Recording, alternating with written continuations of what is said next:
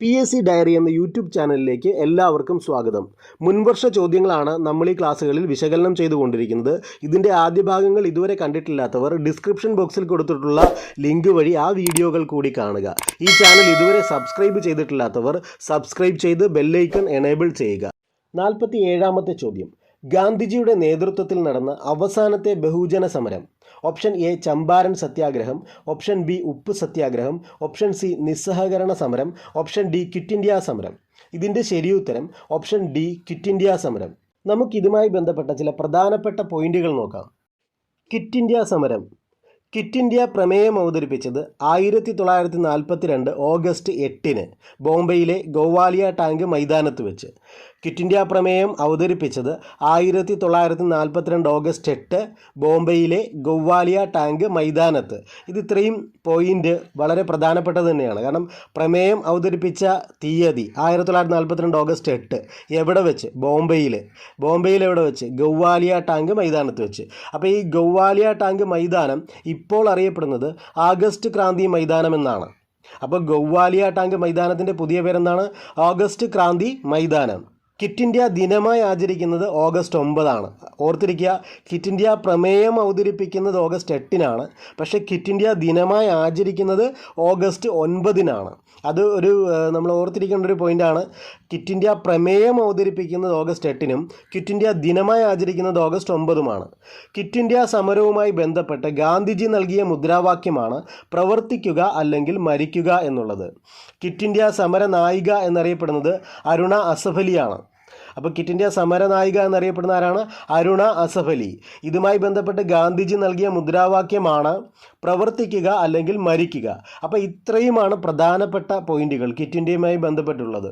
അപ്പോൾ ഒന്നുകൂടി നോക്കാം. ഗാന്ധിജിയുടെ നേതൃത്വത്തിൽ നടന്ന അവസാനത്തെ ബഹുജന സമരമാണ് ക്വിറ്റ് ഇന്ത്യ സമരം എന്നറിയപ്പെടുന്നത്. ഗാന്ധിജിയുടെ നേതൃത്വത്തിൽ നടന്ന അവസാനത്തെ ബഹുജന സമരമാണ് ക്വിറ്റ് ഇന്ത്യ സമരം എന്നറിയപ്പെടുന്നത്. ക്വിറ്റ് ഇന്ത്യ പ്രമേയം അവതരിപ്പിക്കുന്നത് 1942 ഓഗസ്റ്റ് 8 ബോംബെയിലെ ഗോവാലിയ ടാങ്ക് മൈതാനത്താണ് ക്വിറ്റ് ഇന്ത്യ പ്രമേയം അവതരിപ്പിച്ചത്. ഈ ഗോവാലിയ ടാങ്ക് മൈതാനം ഇപ്പോൾ അറിയപ്പെടുന്ന പേര് ആഗസ്റ്റ് ക്രാന്തി മൈതാനം എന്നാണ്. ക്വിറ്റ് ഇന്ത്യ ദിനമായി ആചരിക്കുന്നത് ആഗസ്റ്റ് 9. പ്രമേയം അവതരിപ്പിക്കുന്നത് ഓഗസ്റ്റ് 8 ക്വിറ്റ് ഇന്ത്യ ദിനമായി ആചരിക്കുന്നത് ആഗസ്റ്റ് 9. ക്വിറ്റ് ഇന്ത്യ സമരവുമായി ബന്ധപ്പെട്ട് ഗാന്ധിജി നൽകിയ മുദ്രാവാക്യമാണ് പ്രവർത്തിക്കുക അല്ലെങ്കിൽ മരിക്കുക. ക്വിറ്റ് ഇന്ത്യ സമര നായിക എന്നറിയപ്പെടുന്നത് അരുണ അസഫ് അലിയാണ്. ചമ്പാരൻ സത്യാഗ്രഹം നോക്കാം. 1917 ചമ്പാരൻ സത്യാഗ്രഹം നടക്കുന്നത്.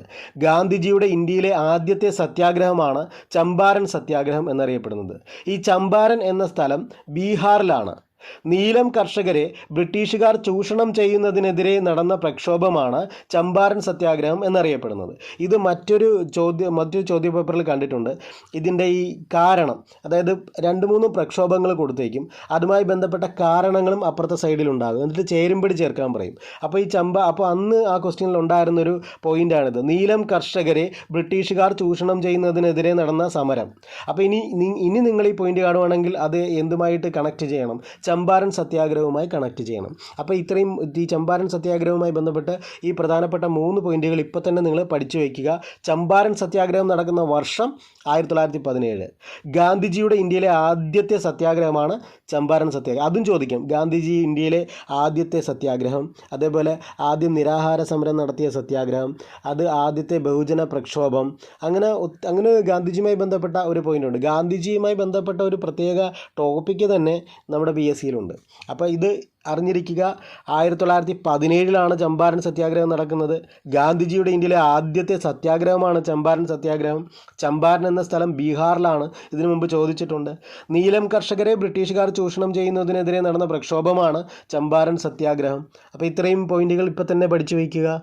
ഇനി ചമ്പാരൻ സത്യാഗ്രഹവുമായി ബന്ധപ്പെട്ട് അടുത്തിടെ നടന്നൊരു പ്രധാന സംഭവമാണ് ഇതിൻ്റെ 100ാം വാർഷികം ആഘോഷിച്ചു എന്നുള്ളത്. അത് നോക്കാം.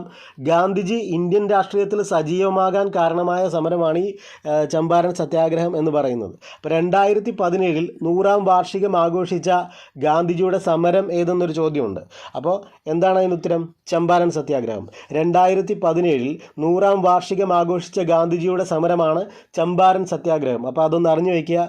ചമ്പാരൻ 1917 100 വർഷം കഴിയുമ്പോൾ 2017 അല്ലേ. അപ്പോൾ 2017 ചമ്പാരൻ സത്യാഗ്രഹത്തിൻ്റെ 100-ാം വാർഷികം ആഘോഷിച്ചു, അങ്ങനെ പഠിക്കാം. അല്ലെങ്കിലോ 2017 100-ാം വാർഷികം ആഘോഷിച്ച ഗാന്ധിജിയുടെ സമരം ഏതെന്ന് ചോദിക്കാം അല്ലേ. കാരണം എന്താ, ഗാന്ധിജി ഇന്ത്യൻ രാഷ്ട്രീയത്തിൽ പ്രവേശിക്കാൻ അല്ലെങ്കിൽ ഗാന്ധിജി ഇന്ത്യൻ രാഷ്ട്രീയത്തിൽ സജീവമാകാൻ കാരണമായ സമരമാണ് 1917 നടന്ന ചമ്പാരൻ സത്യാഗ്രഹം അല്ലേ. ഗാന്ധിജി ഇന്ത്യൻ രാഷ്ട്രീയത്തിൽ സജീവമാകാൻ അല്ലെങ്കിൽ ഗാന്ധിജി ഇന്ത്യൻ രാഷ്ട്രീയത്തിൽ പ്രവേശിക്കാൻ കാരണമായ സമരമാണ് 2017 നടന്ന ചമ്പാരൻ സത്യാഗ്രഹം എന്ന് പറയുന്നത്. അപ്പോൾ ഇത്രയും പോയിന്റുകൾ കൃത്യമായി പഠിച്ചു വയ്ക്കുക. നമുക്കിനി ഉപ്പ് സത്യാഗ്രഹത്തെക്കുറിച്ച് പഠിക്കാം. ബ്രിട്ടീഷ് ഭരണത്തിനെതിരെ ഗാന്ധിജി നയിച്ച രണ്ടാമത്തെ ജനകീയ പ്രക്ഷോഭമാണ് സിവിൽ നിയമലംഘന പ്രസ്ഥാനം. ബ്രിട്ടീഷ് ഭരണത്തിനെതിരെ ഗാന്ധിജി നയിച്ച രണ്ടാമത്തെ ജനകീയ പ്രക്ഷോഭമാണ് സിവിൽ നിയമലംഘന പ്രസ്ഥാനം. ഇവിടെ രണ്ടാമത്തെ സമരം എന്നല്ല പറയുന്നത്, രണ്ടാമത്തെ ജനകീയ പ്രക്ഷോഭം എന്നാണ് പറയുന്നത്. രണ്ടാമത്തെ ജനകീയ പ്രക്ഷോഭം. ബ്രിട്ടീഷ് ഭരണത്തിനെതിരെ ഗാന്ധിജി നയിച്ച രണ്ടാമത്തെ ജനകീയ പ്രക്ഷോഭമാണ് സിവിൽ നിയമലംഘന പ്രസ്ഥാനം എന്ന് പറയുന്നത്. ഗാന്ധിജി ആദ്യമായി പങ്കെടുക്കുന്നത് ചമ്പാരൻ സത്യാഗ്രഹത്തിലാണ് 1917. അതിനുശേഷം 1918 അഹമ്മദാബാദ് മിൽ സമരത്തിലും അതേപോലെ കേദ കർഷക സമരത്തിലുമൊക്കെ പങ്കെടുക്കുന്നുണ്ട്. പിന്നീട് ബർദോളി സത്യാഗ്രഹത്തിലും ഗാന്ധിജിയുടെ സാന്നിധ്യമുണ്ട്. അതൊക്കെ 1928 അതൊക്കെ കഴിഞ്ഞതിന് ശേഷമാണ് ഈ ഉപ്പ് സത്യാഗ്രഹം വരുന്നത്. അതുകൊണ്ട് ഒരിക്കലും ഇത് ഗാന്ധിജിയുടെ രണ്ടാമത്തെ സമരമാണെന്ന് തെറ്റിദ്ധരിക്കരുത്. ഇവിടെ പ്രത്യേകം പറയുന്നുണ്ട്, ബ്രിട്ടീഷ് ഭരണത്തിനെതിരെ ഗാന്ധിജി നയിച്ച രണ്ടാമത്തെ ജനകീയ പ്രക്ഷോഭമാണ് എന്ന് തന്നെയാണ്. അപ്പോൾ ആ ജനകീയ പ്രക്ഷോഭം എന്ന വാക്കിന് പ്രാധാന്യമുണ്ട്. അപ്പോൾ അങ്ങനെ തന്നെ പഠിച്ചിരിക്കുക. ബ്രിട്ടീഷ് ഭരണത്തിനെതിരെ ഗാന്ധിജി നയിച്ച രണ്ടാമത്തെ ജനകീയ പ്രക്ഷോഭമാണ് സിവിൽ നിയമലംഘന പ്രസ്ഥാനം. സിവിൽ നിയമലംഘന പ്രസ്ഥാനത്തിൻ്റെ ഭാഗമായി ഗാന്ധിജി നടത്തിയ സമരമാണ് ഉപ്പ് സത്യാഗ്രഹം. ഉപ്പ് സത്യാഗ്രഹം നടക്കുന്നത് 1930. അപ്പോൾ എന്താണ് ഉപ്പ് സത്യാഗ്രഹം എന്ന് മനസ്സിലായല്ലോ. ബ്രിട്ടീഷ് ഭരണത്തിനെതിരെ ഗാന്ധിജി നയിച്ച രണ്ടാമത്തെ ജനകീയ പ്രക്ഷോഭമാണ് സിവിൽ നിയമലംഘന പ്രസ്ഥാനം. ഈ സിവിൽ നിയമലംഘന പ്രസ്ഥാനവുമായി ബന്ധപ്പെട്ട് അല്ലെങ്കിൽ സിവിൽ നിയമലംഘന പ്രസ്ഥാനത്തിൻ്റെ ഭാഗമായി ഗാന്ധിജി നടത്തിയ സമരമാണ് ഉപ്പ് സത്യാഗ്രഹം. ഉപ്പ് സത്യാഗ്രഹ യാത്ര ആരംഭിച്ചത് 1930 മാർച്ച് 12 സബർമതി ആശ്രമത്തിൽ നിന്നാണ്. ഉപ്പ് സത്യാഗ്രഹ യാത്ര ആരംഭിച്ചത് 1930 മാർച്ച് 12 സബർമതി ആശ്രമത്തിൽ നിന്ന്. അപ്പോൾ ഈ രണ്ട് പോയിന്റും പ്രധാനപ്പെട്ടതാണ്. യാത്ര എന്ന് ആരംഭിച്ചു 1930 മാർച്ച് 12. എവിടെ നിന്നും എവിടെ വരെയാണ്? സബർമതി ആശ്രമം മുതൽ ദണ്ഡി കടപ്പുറം വരെ. അപ്പോൾ ഗാന്ധിജി ദണ്ഡി കടപ്പുറത്ത് എത്തിച്ചേർന്നതെന്നാണ് 1930 ഏപ്രിൽ 5. അപ്പോൾ യാത്ര ആരംഭിക്കുന്നത് 1930 മാർച്ച് 12. ഇത് ദണ്ഡി കടപ്പുറത്ത് എത്തിച്ചേരുന്നത് 1930 ഏപ്രിൽ 5. ഗാന്ധിജി ഉപ്പ് നിയമം ലംഘിച്ചത് ഏപ്രിൽ 6. അപ്പോൾ ഇത്രയും കൃത്യമായിട്ട് ഓർത്തിരിക്കുക. ഉപ്പ് സത്യാഗ്രഹ യാത്ര ആരംഭിക്കുന്നത് 1930 മാർച്ച് 12 സബർമതിയിൽ നിന്നുമാണ്.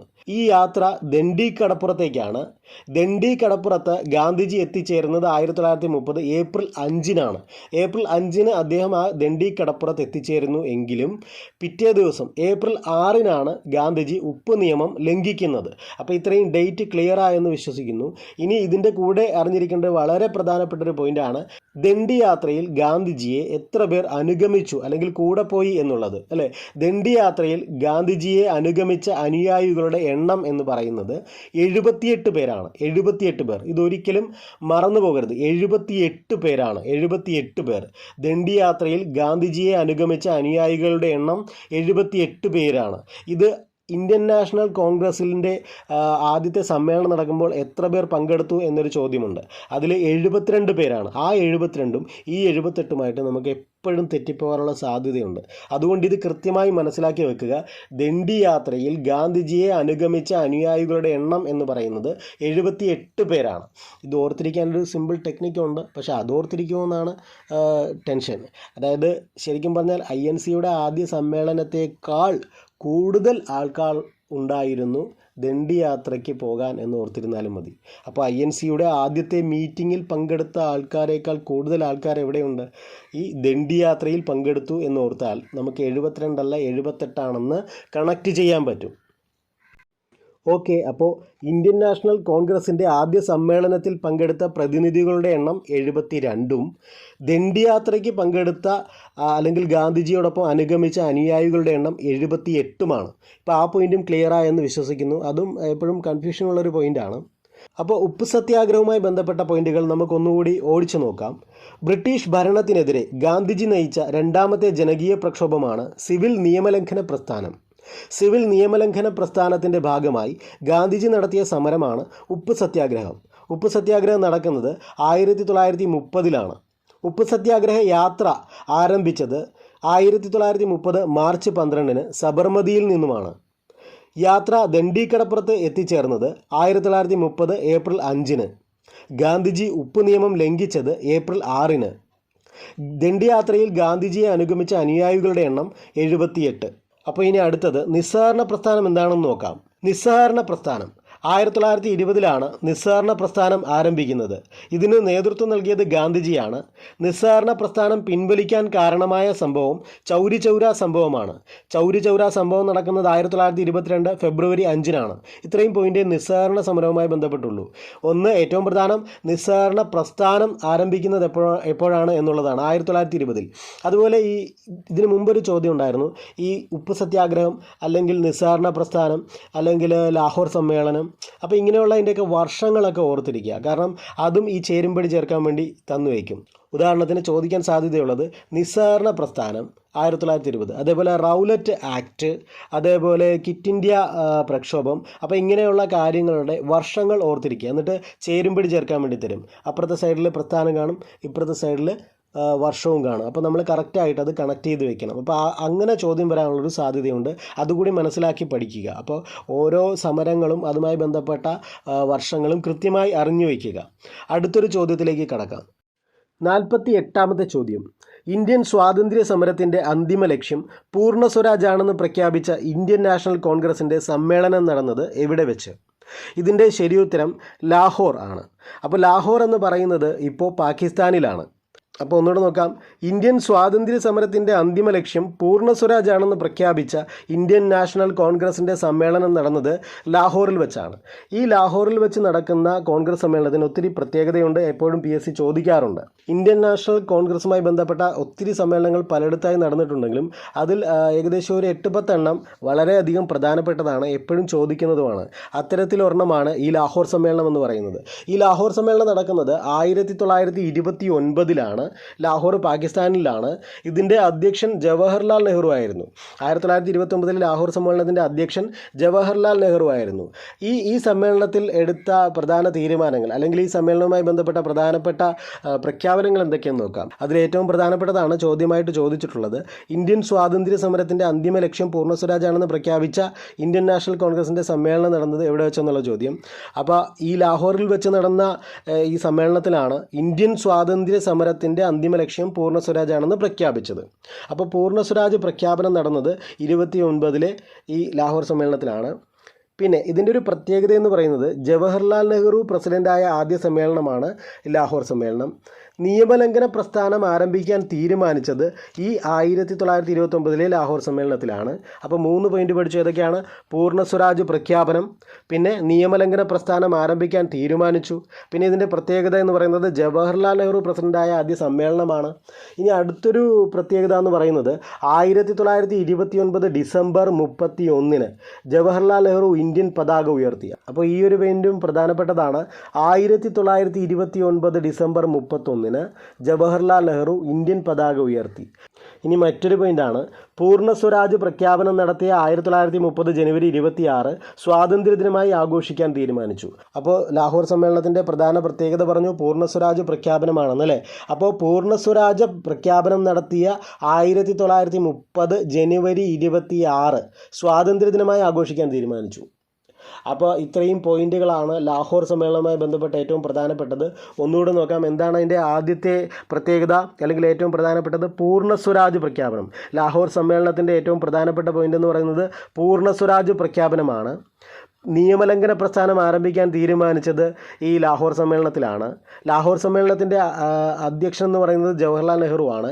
ജവഹർലാൽ നെഹ്റു പ്രസിഡൻ്റായ ആദ്യ സമ്മേളനമാണ് ലാഹോർ സമ്മേളനം എന്ന് പറയുന്നത്. 1929-ലാണ് ലാഹോർ സമ്മേളനം നടക്കുന്നത്. 1929 ഡിസംബർ 31-ന് ജവഹർലാൽ നെഹ്റു ഇന്ത്യൻ പതാക ഉയർത്തി. പൂർണ്ണ സ്വരാജ് പ്രഖ്യാപനം നടത്തിയ 1930 ജനുവരി 26 സ്വാതന്ത്ര്യദിനമായി ആഘോഷിക്കാൻ തീരുമാനിച്ചു. അപ്പോൾ ഇത്രയും പോയിന്റുകൾ കൃത്യമായി പഠിച്ചു വയ്ക്കുക. റാങ്ക് മേക്കിംഗ് ആയിട്ടുള്ള സ്റ്റഡി മെറ്റീരിയലുകൾക്കും കറണ്ട് അഫയേഴ്സിനും മുൻവർഷ ചോദ്യങ്ങൾക്കുമായി ഡിസ്ക്രിപ്ഷൻ ബോക്സിൽ കൊടുത്തിട്ടുള്ള ലിങ്ക് വഴി ടെലഗ്രാം ചാനലിൽ ജോയിൻ ചെയ്യുക.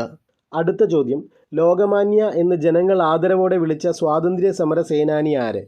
Option A Lala Lajpat Rai, option B Bipin Chandra Pal, option C Subhash Chandrabose, option D Balagangadhara Tilak. Lokmanya എന്ന് ജനങ്ങൾ ആദരവോടെ വിളിച്ച സ്വാതന്ത്ര്യ സമര സേനാനിയാണ് ബാലഗംഗാധര തിലക്. അടുത്തൊരു ചോദ്യം, സ്വതന്ത്ര ഭാരത സർക്കാർ ആദ്യമായി നിയമിച്ച ഉന്നത വിദ്യാഭ്യാസ കമ്മീഷൻ ഏതാണ്?